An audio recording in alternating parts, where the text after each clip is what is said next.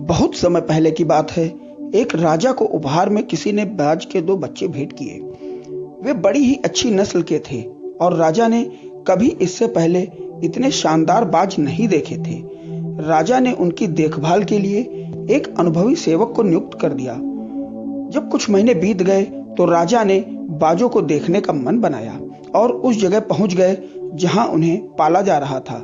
राजा ने देखा कि दोनों बाज काफी बड़े हो चुके थे और अब पहले से भी बहुत अच्छे लग रहे थे।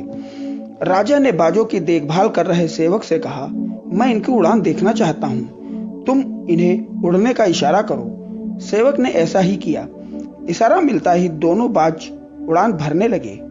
जहां पर एक बाज आसमान की ऊंचाइयों को छू रहा था, वहीं दूसरा कुछ ऊपर जाकर वापस उसी डाल पर आकर बैठ गया जिससे वो उड़ा था। ये देख राजा को कुछ अजीब सा लगा। उसने सेवक से पूछा, क्या बात है? जहां एक बाज इतनी अच्छी उड़ान भर रहा है, वहीं ये दूसरा बाज उड़ना ही नहीं चाह रहा। जी हुजूर, इस बाज के साथ शुरू से ही समस्या है, वो इस डाल को छोड़ता ही नहीं, सेवक ने जवाब दिया। राजा को दोनों ही बाज प्रिय थे और वो दूसरे बाज को भी उसी तरह उड़ना देखना चाहते थे जैसे पहले वाला उड़ता था। अगले दिन पूरे राज्य में ऐलान कर दिया गया कि जो व्यक्ति इस बाज को ऊंचा उड़ाने में कामयाब होगा, उसे बहुत सारा इनाम दिया जाएगा।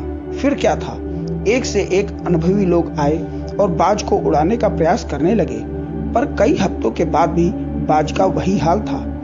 वो थोड़ा सा उड़ता और वापस डाल पर आकर बैठ जाता। फिर एक दिन कुछ अजीब घटना घटी।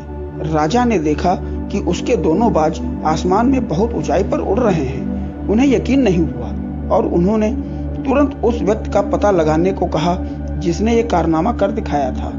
वह व्यक्ति एक किसान था। अगले दिन किसान दरबार में हाजिर हुआ।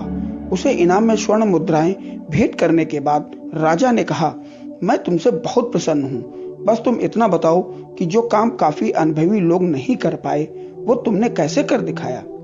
महाराज, मैं तो एक साधारण सा किसान हूँ। मैं ज्ञान की ज्यादा बातें नहीं जानता। मैंने तो बस वो डाल काट दी जिस पर बैठने का बाज आदी हो चुका था, और जब वो डाल ही नहीं रही तो वो भी अपने साथी के साथ ऊपर उड़ने लगा। बहुत बहुत धन्यवाद दोस्तों।